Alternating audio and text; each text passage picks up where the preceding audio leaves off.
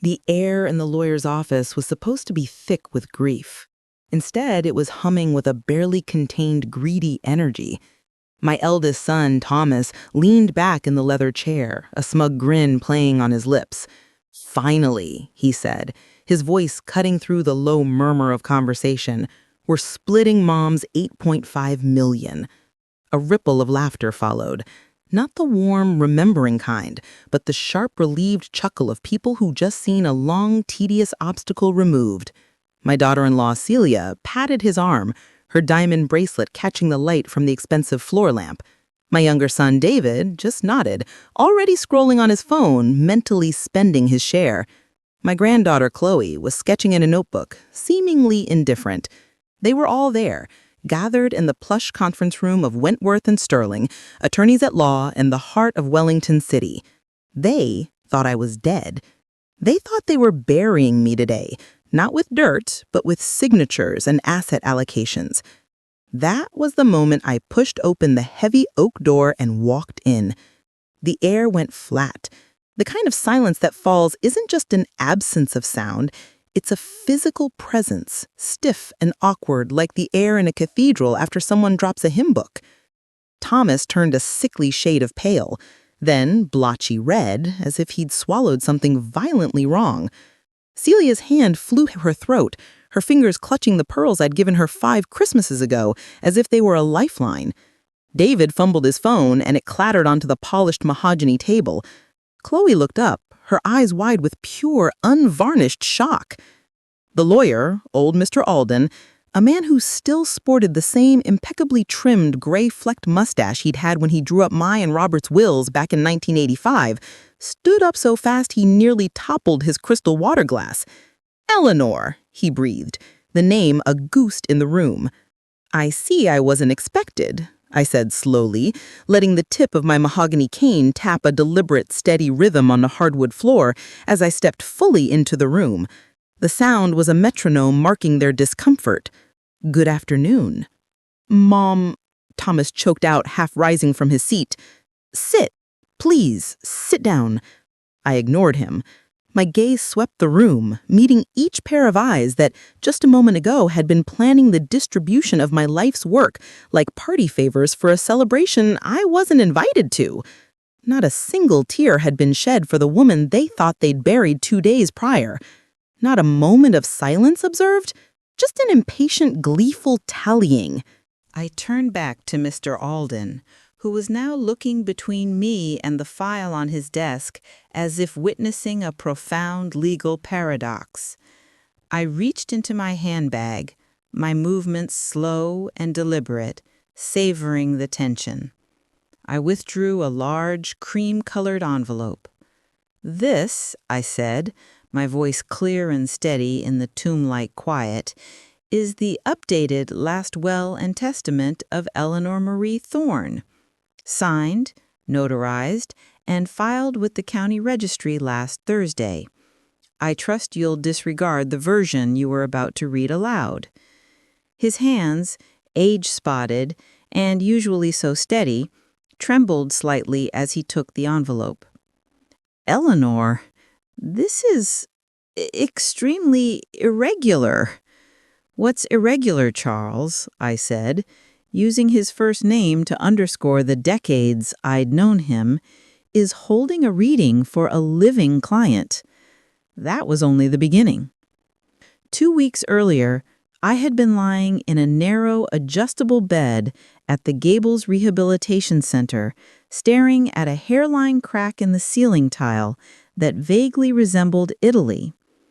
I was wondering not about Tuscany, but about how long I had left.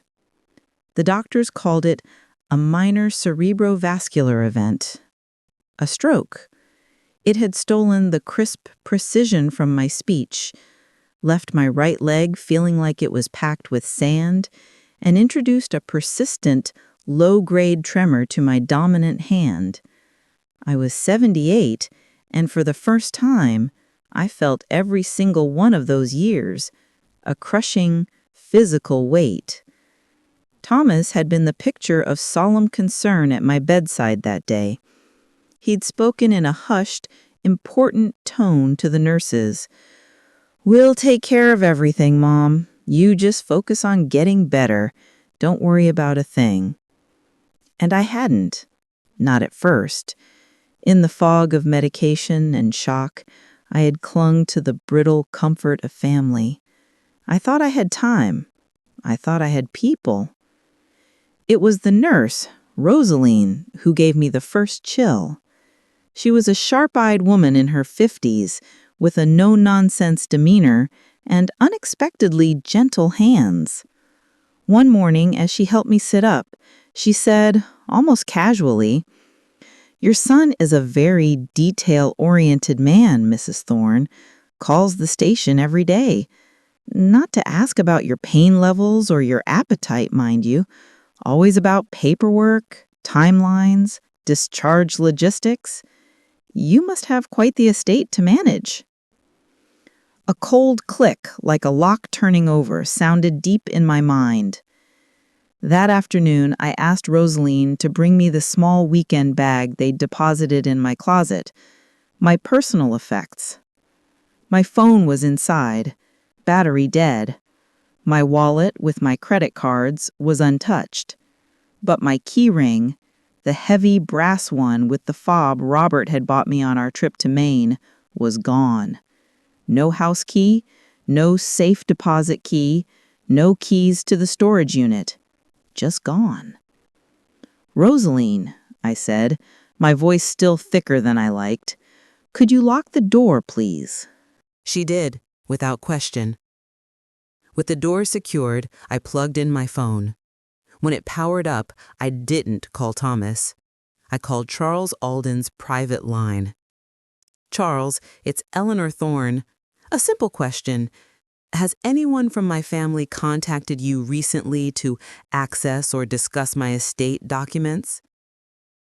The pause on the other end was a fraction of a second too long, too careful. "Eleanor, why do you ask?" That pause was his answer. It told me everything. The planning had already begun. Thomas and undoubtedly Celia had moved from concerned next of kin to eager executors in waiting. They had probably drafted tender obituaries, selected hymns for a tasteful service, and maybe even browsed brochures for the European cruise my money would now fund. The grieving, dignified children of a quietly wealthy widow. How terribly sad. How terribly convenient. They had made one fatal error. They'd underestimated me. My body might have been weakened, but my mind was clearing by the hour, and I was not, yet nor would I ever be, stupid. The new will was not a product of spite, but of devastating clarity. I had it drafted by a young lawyer named Gwen Foster, who worked out of a sunlit office in the Arts District, far from the old money corridors of Wentworth and Sterling. She didn't know my family, didn't look at me with the pitying gaze of someone watching a fortune slip from feeble fingers. The document was clean, direct, and irrevocable. It left nothing to Thomas, nothing to Celia. Nothing to David, who hadn't returned my last 3 calls. Nothing to Chloe, whose communication consisted entirely of text messages requesting money for experiences. My entire estate, the proceeds from the sale of my chain of 7 commercial laundromats, the Wellington City penthouse, the investment portfolio, would be placed into a trust I would control for the rest of my life. Upon my death, the Thorne Dignity Foundation would be activated, funding legal aid, housing subsidies, and advocacy for elderly women who had been cast aside, their voices silenced, their assets coveted. Women like the ones I'd already met in the hushed halls of the Gables. I gave Rosaline a sealed copy. "If anything happens to me before next Thursday," I told her, "you take this directly to Gwen Foster. Not to my son, not to Mr. Alden." Then, against the vehement protests of my doctors, I signed my own discharge papers, summoned a taxi, and directed it straight to Charles Alden's office. That is how I came to be standing in that opulent conference room, the scent of lemon polish and ambition in the air, watching the color drain from my children's faces. That is how the real story of my life, not the one they were writing for me, finally began. The days at the Gables had a sterile, predictable rhythm. Dawn brought the squeak of nursing carts and the faint, tinny sound of morning news from the common room TV. I became an expert in the patterns, in the way the light moved across the floor. To the staff, I was just another fading matriarch, a well-dressed ghost in a wing-back chair by the window. Rosaline saw through it. She watched me with a weary respect, as if she recognized a kindred spirit, someone who had learned to observe far more than she revealed. On the fourth morning, she wheeled me into the deserted therapy room. "You wanted to talk privately, Mrs. Thorne." I pointed to the notebook on my lap. My right hand still shook, but I had painstakingly written my questions in block letters. The first page read, "What did Thomas ask when he called?" Rosaline sighed, a sound of professional frustration mingled with personal sympathy. "You're sure?" I merely looked at her. "The first few days," she began, ticking points off on her fingers. "It was medical, prognosis, recovery timelines, medication schedules. Then it shifted. He asked about your mental clarity, whether you were oriented, if you'd been signing anything. Then he asked who had medical power of attorney on file and whether the doctors thought you could ever return to independent living." She paused. "The last call, he asked if you'd had any confusion episodes or falls recently." I flipped to the next page. "Did he visit?" "No," she said softly, "not once." She didn't comment on the lists I was making, the names with careful lines drawn through them. She just asked, "Do you need help calling someone?" "I already did," I replied, my voice firmer than it had been in weeks.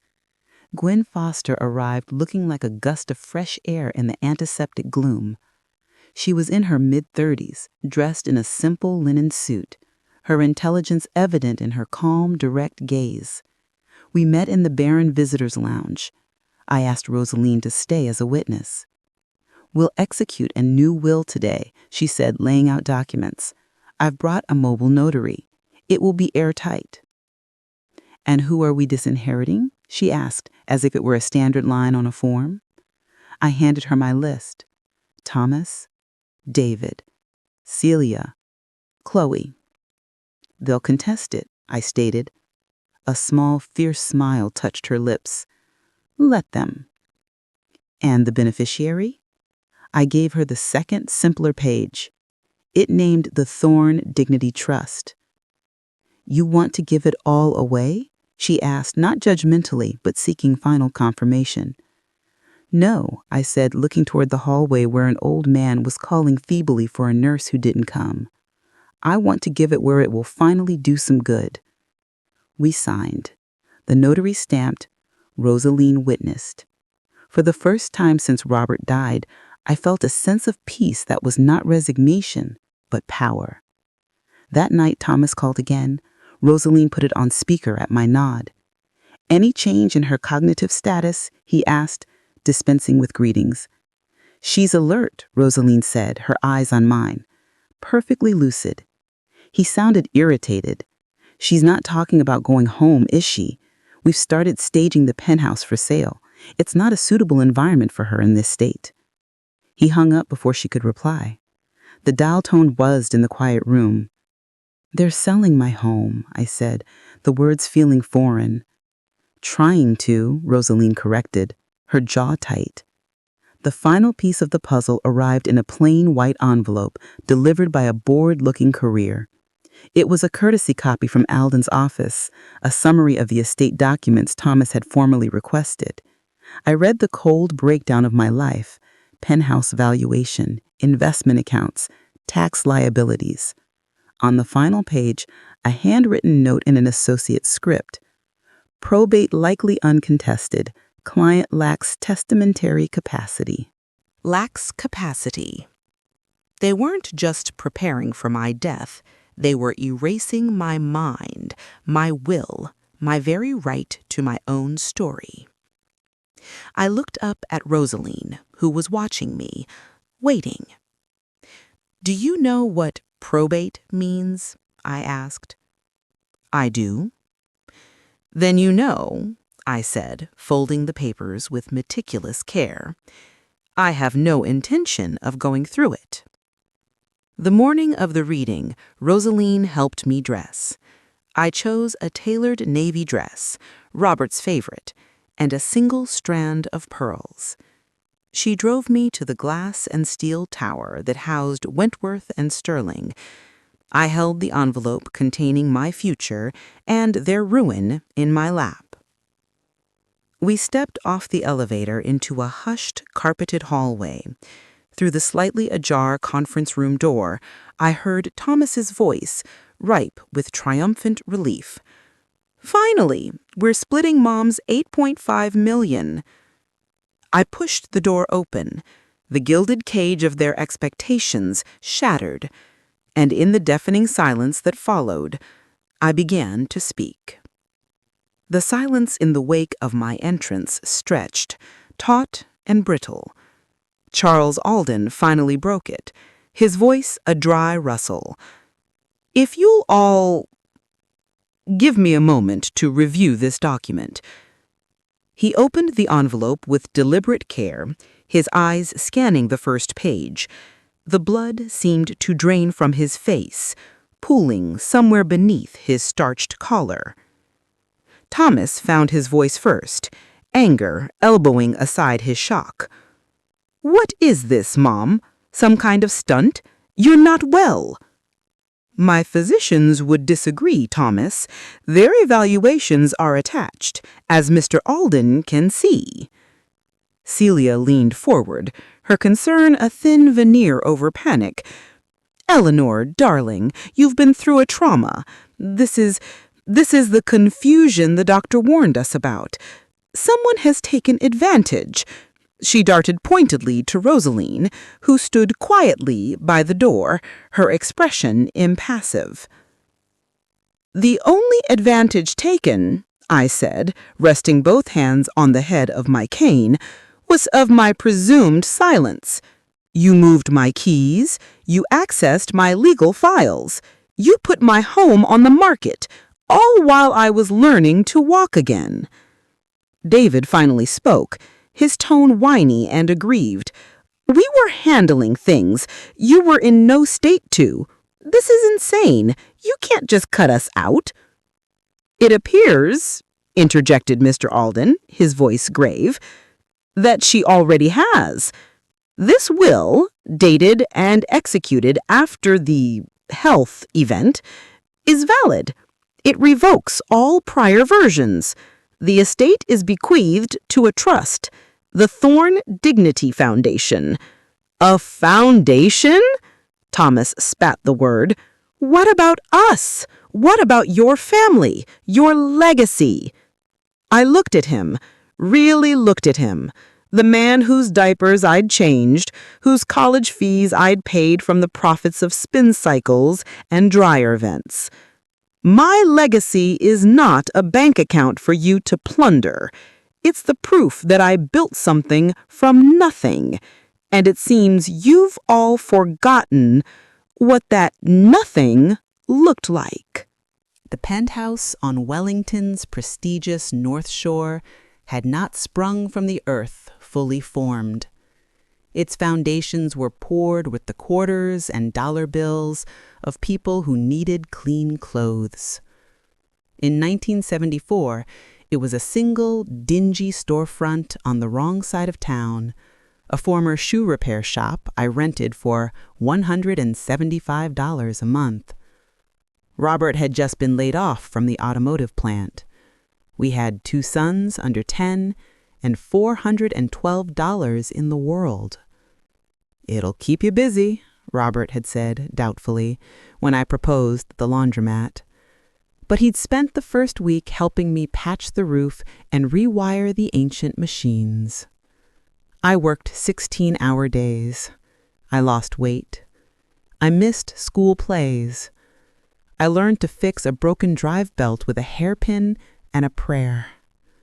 Robert eventually found other work, but the laundromat was mine. The rhythm of it, the chug of washers, the hiss of steam, the warm, clean smell, became the soundtrack of our survival and then, unexpectedly, of our prosperity. When Robert's heart failed him at 52, I opened the doors at 5:30 a.m. the next morning. Thomas, 15 and sullen, had sat on the counter. "Are we poor now?" he'd asked. "No," I told him, sorting quarters into rolls. "We're busy." Busy was how I grieved. Busy was how I built. One store became 2, then 5, then 7. I bought machines from failing businesses, hauled them myself in a borrowed truck because banks weren't eager to lend to a widowed mother with grease under her nails. People assumed Robert's life insurance had been hefty. It wasn't. They assumed my sons helped. They didn't. Not because they were cruel, but because I never asked them to. I provided so they wouldn't have to understand the cost. And that, I saw now in that lawyer's office, was my great failure. I had raised men who believed wealth was a natural inheritance, like the color of their eyes, not the hard-won fruit of relentless labor. They saw the penthouse, the cars, the generous checks, but never the calloused hands, the late-night ledgers, the loneliness of being the one who always had to have the answers. The holidays were the worst theater. Watching Celia admire a bracelet, from Thomas, of course. Listening to David pontificate about family wealth management. The year I offered to pay Chloe's first-year tuition, Thomas had demurred. "Let's keep it anonymous, Mom. We don't want her to lose her motivation."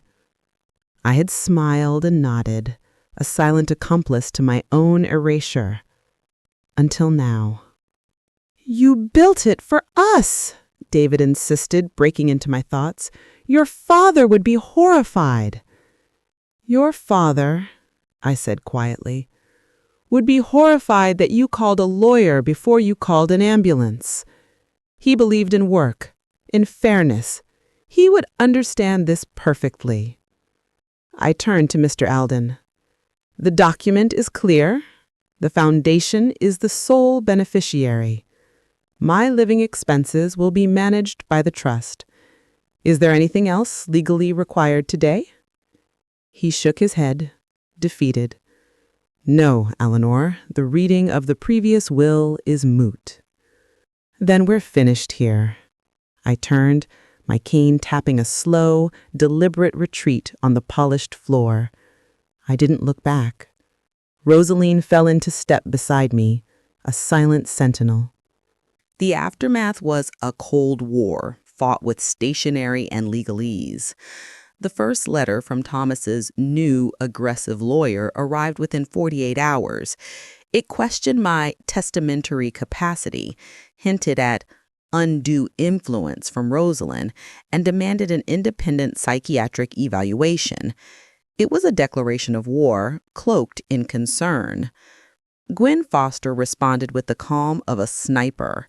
She provided the requested evaluations from 2 separate geriatric specialists who had seen me after the stroke. She included affidavits from the staff at the Gables regarding my lucidity. She attached the bank records showing Thomas's inquiries and the real estate listing for my penthouse, dated while I was incapacitated. Her covering letter was a masterpiece of understated lethality. The petition for a competency hearing was dismissed by a judge in under 10 minutes. But the battle moved from the courts to the shadows. Celia launched a campaign of sentimental guilt, sending flowers with cards that read, "Thinking of you in this difficult time," and "We just want to help, Mom." David sent long, rambling emails about family loyalty and betrayal. Thomas simply went silent, a more potent weapon than all their words. I did not move back to the penthouse. The thought of those rooms, stripped and staged for strangers, was unbearable. With Gwen's help, I sold it, along with 2 vacant commercial properties. The proceeds swelled the foundation's coffers.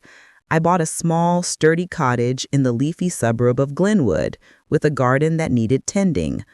Rosaline moved into the guest suite, not as a nurse, but as a friend, and the foundation's first official employee, director of client outreach. The Thorne Dignity Foundation opened its doors in a converted Victorian house not far from my cottage. Its purpose was simple: to be the advocate for older women that I had needed. We provided grants for women facing eviction after a spouse's death, legal aid for those fighting predatory relatives, companionship for those who had been isolated into invisibility. One of our first clients was a woman named Beatrice, 74, whose son had convinced her to sign over her house to simplify things, then moved her into a damp basement apartment. We got her house back. The day the deed was restored, she held my hands, her own knotted with arthritis, and cried without sound. "I thought I was just a burden," she whispered. "You made me a person again." That was the real legacy. Not the money, but the restoration of personhood. Chloe was the only one who crossed the picket line of family resentment. She showed up at the cottage one rainy afternoon, looking younger and more uncertain than she ever did on social media.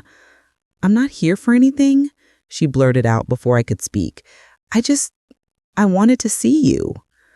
We drank tea on the porch.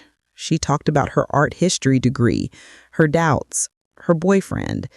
She didn't mention her parents. As she was leaving, she hugged me. A quick, tight embrace. "I'm sorry, Grandma, for not knowing, for not seeing." "You're seeing now, and that was enough." The final assault came not from Thomas, but from an unexpected quarter. Memory. Living in the cottage, surrounded by the tangible, modest evidence of my new life, I was ambushed by ghosts. The scent of rain on dry earth brought back the small backyard of our first house, where Robert grew tomatoes. The sound of a basketball hitting pavement made me turn, expecting to see a lanky teenage Thomas. The grief wasn't for the loss of my wealth or even my family's affection. It was for the loss of the story I had believed, the narrative of a life lived for love, culminating in a peaceful, respected old age surrounded by grateful generations. That story was a fiction. The truth was messier, lonelier, but ultimately more mine. I had traded a fairy tale for my autonomy, and some days the trade felt brutally costly. One evening, I found a box Rosaline had brought from the penthouse storage. In it were photo albums. I sat on the floor of the spare room and opened them. There was Robert, smiling beside our first delivery van. There were the boys, covered in soap bubbles at the grand opening of Laundryrama number 3. There was me, hair in a scarf, standing proudly before a row of gleaming new machines. My hands were on my hips. My smile was tired, but my eyes were fierce. I had forgotten that woman. My family had never known her. They had loved the idea of the generous matriarch, but they had no use for the determined, tired businesswoman who created her. I closed the album. I hadn't lost my family.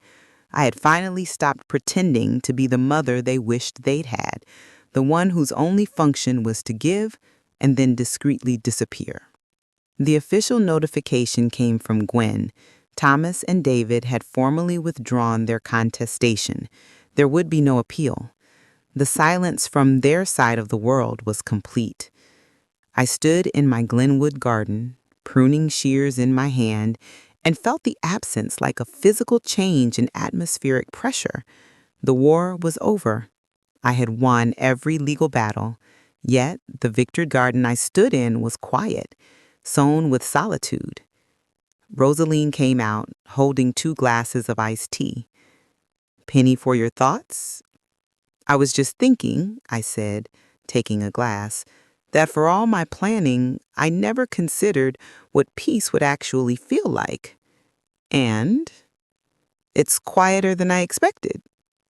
She nodded, looking at the tidy flower beds. But it's yours. Every weed, every bloom. You chose it. She was right. The quiet was not an emptiness, but a space I had carved out for myself. It was filled with the rustle of leaves, the distant chime of the foundation's doorbell, the scratch of my pen as I wrote notes like Beatrice. It was filled with the hard-won, unglamorous truth of my own life. And for the first time, since before the stroke, since before Robert died, perhaps since before the boys were born, that truth felt like enough. Peace, I discovered, was not a static condition but a daily practice. It was waking in the Glenwood cottage to the sound of birds, not the hum of a penthouse elevator. It was the slight ache in my knees as I knelt to check on the peonies, an ache that spoke of movement and life, not decay. The Thorn Dignity Foundation, which I had envisioned as my final, defiant act, became the central, pulsing heart of my days. We helped Miriam, who at 82 was being pressured by a grandson to reverse mortgage her home to fund his startup. We aided Grace, a retired teacher whose pension was being siphoned by a financial advisor who was also her nephew. Each case was a variation on a theme: the systemic, quiet erosion of a woman's sovereignty under the guise of care. We became experts in the soft legal violence families could inflict. Rosaline was our field marshal. Her nonsense compassion and first-hand knowledge of the medical system made her invaluable. Gwen handled the legal barricades. And I found my role was to bear witness, to sit with these women and say, I believe you. What happened is not right, and it is not your fault. The relief in their eyes was a kind of currency more valuable than any dividend. Chloe became a regular visitor. She started volunteering at the foundation, using her artistic skills to design our brochures and website. She never spoke of her parents, and I never asked. We built a new relationship in the neutral territory of the present, brick by careful brick. One afternoon, as we sorted donated books for our small library, she said, "You're different here, Grandma. Lighter." "I'm not playing a role anymore," I said simply. The past, however, is a tenant that never fully vacates. It lingered in the form of a single, stiff letter that arrived 6 months after the reading. It was from Thomas, but it bore no trace of his usual bluster. The handwriting was precise, the tone chillingly formal. "Mother, while we cannot comprehend or condone your actions, we acknowledge the legal finality of the situation. To avoid further public unpleasantness, we will not pursue further action. We have instructed our representatives to cease communication regarding the estate. We wish you health in your remaining years." It was signed simply Thomas. It was not an olive branch. It was a drawbridge being pulled up, sealing me out of the kingdom of their lives forever. I felt the slam of it in my chest, a final, definitive loss. I showed it to Rosaline. "It's what you wanted, isn't it?" she asked gently. "An end to the fighting?" "I wanted understanding, or at least accountability. This is just dismissal." You can't get blood from a stone, Eleanor, or honesty from people who've built their lives on a convenient lie. She was right. The letter was his version of probate. He was burying me, this time with my full knowledge and consent. I filed the letter away in a box marked Foundation, Legal, a fossil from a closed epoch. Life in Glenwood settled into a rhythm richer than any I'd known in the penthouse's sterile luxury.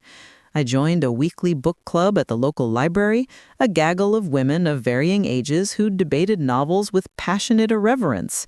No one knew about the 8.5 million, as Thomas had so crassly put it. They knew me as Eleanor, the new lady with the cane who made sharp observations about character motivation.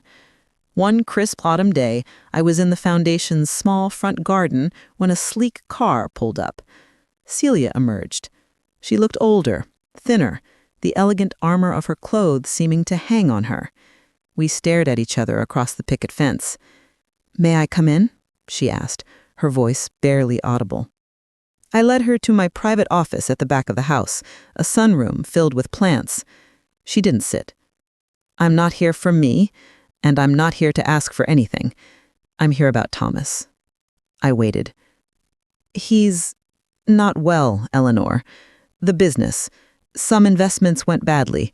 He leveraged everything, expecting the inheritance. He's losing the Wellington clubhouse. The cars are gone." She spoke to the floor. "He won't admit it. He's so angry. At the markets, at his partners, at David for not bailing him out, but mostly at you. It's eating him alive." A part of me, the old mother part, twinged with instinctive alarm. The larger part, the woman who had faced down a room of vultures, felt a cold, hard clarity. "I am sorry he's in distress, Celia, truly. But his financial decisions as a grown man are not my responsibility. They were his to make, with his own resources. But if you could just, alone, from the Foundation, something to stabilize him. He's your son." There it was, the eternal, exhausting refrain. "He's your son," as if that biology granted a perpetual draft on my soul and my bank account, regardless of his actions. "The Foundation's charter is explicit, Celia," I said, my voice even. "Funds are for the aid of elderly women in specific crises. It is not a family bailout fund. To divert money for Thomas would be a violation of trust and a betrayal of every woman we help."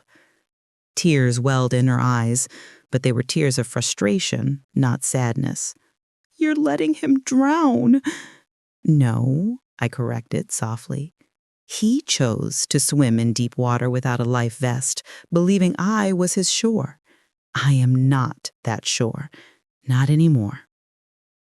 She left them, without another word, her heels clicking a staccato of defeat on the garden path. I watched her car disappear, and the twinge of maternal guilt was smothered by a profound weariness. Would the ledger of motherhood never be closed?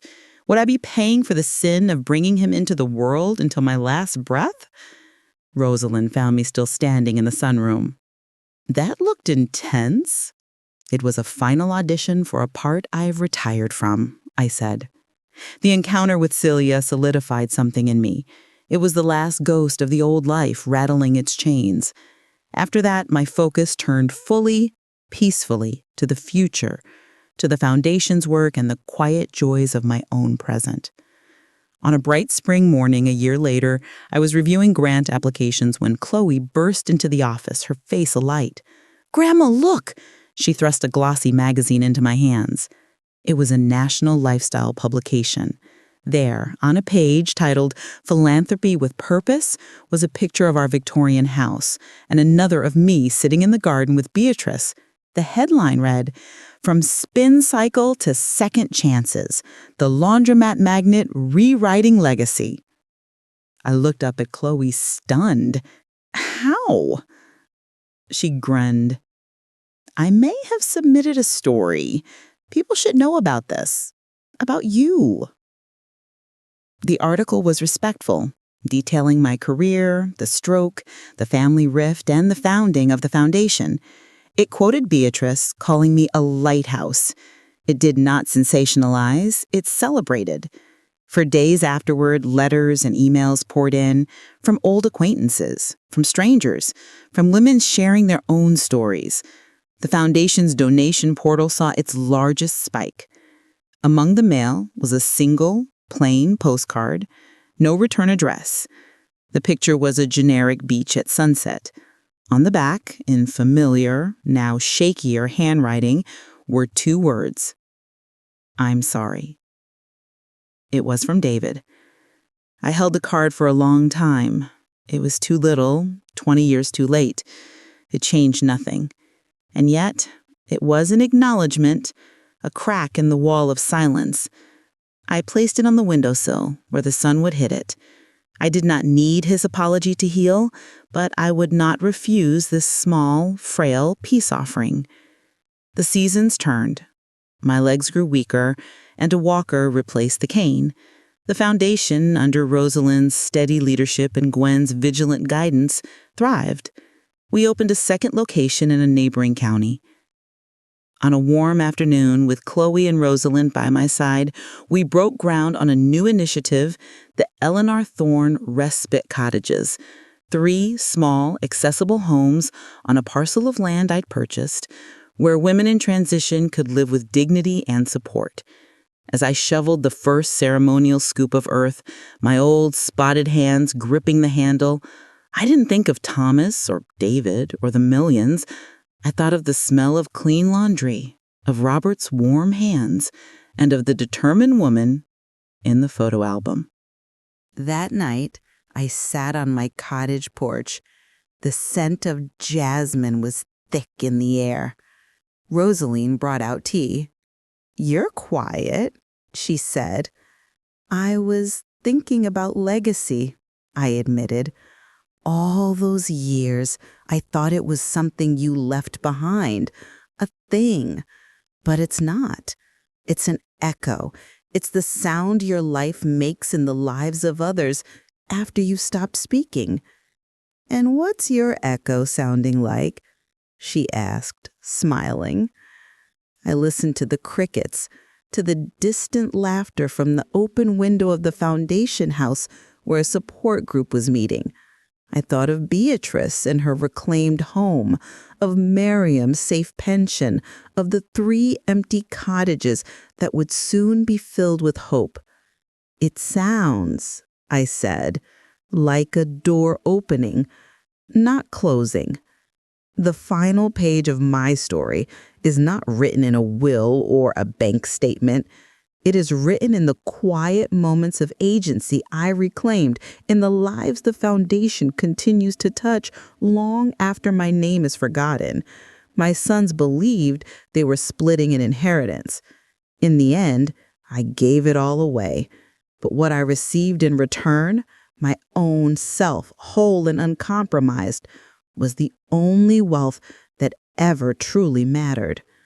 The air in the lawyer's office had frozen with greed. Now the air on my porch is soft, and it is mine, and that is the only silence I was ever meant to break.